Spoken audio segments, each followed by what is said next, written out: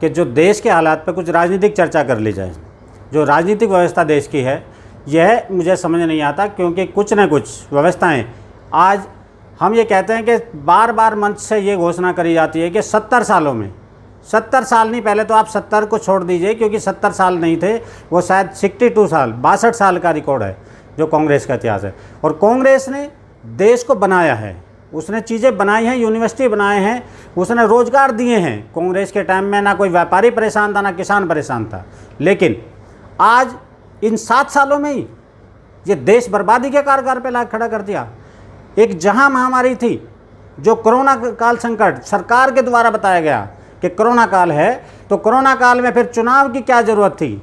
बंगाल चुनाव में एडी से लेकर चोटी तक जोर लगा दिया भारतीय जनता पार्टी ने, लेकिन क्या उन्होंने, जब देश में लाशें गिर रही थी, लोगों के घर बर्बाद हो रहे थे, हॉस्पिटल में दवाई देने वाले डॉक्टर तक नहीं थे।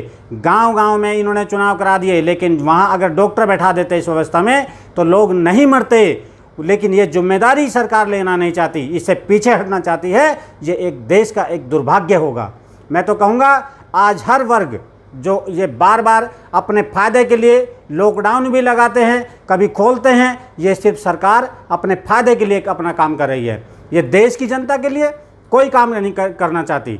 इसमें इस समय में जो किसान वर्ग हो, व्यापारी वर्ग हो, मातृशक्ति बहनों की इज्जत हो, छोटे छोटे बच्चों के साथ रेप की घटनाएं होती हैं, और जो रोज़गार की अगर संबंधित हम बात करेंगे तो आजकल मातृशक्ति बहनों को, भाइयों को, आज उनके पास डिग्रियां हैं लेकिन रोज़गार नहीं है। इस कोरोना काल संकट के नाम से पहले जीएसटी, नोटबंदी, अन्य ये बार बार जब देश में लाइन में ही हम लोग खड़े हुए हैं, पूरा देश लाइन में खड़ा रहता है, लेकिन आज रोज़गार के नाम पर लोगों के भूखे मरने की नौबत आ गई है। अगर लोग मेहनत करना चाहते हैं तो वो मेहनत करके खाना चाहते हैं, लेकिन सरकार कहती है कि ताले बंद कर दो, दुकान बिल्कुल बंद हैं।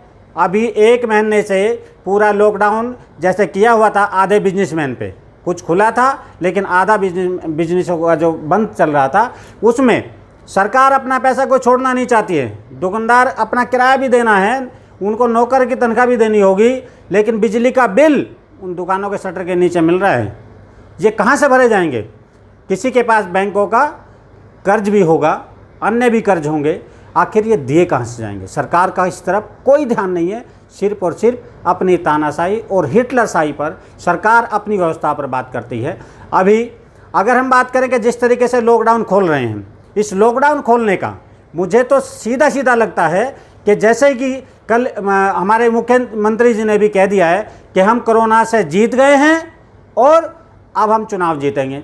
तो आपको तो चुनाव जीतने के लिए आप सिर्फ कोरोना को भगाने की बात कर रहे हैं, आपने टेस्टिंग बंद कर दी है। आप उसी तरीके से टेस्टिंग जारी रखिए, तब पता चलेगा कि कितना कोरोना और कितनी बीमारियां हैं।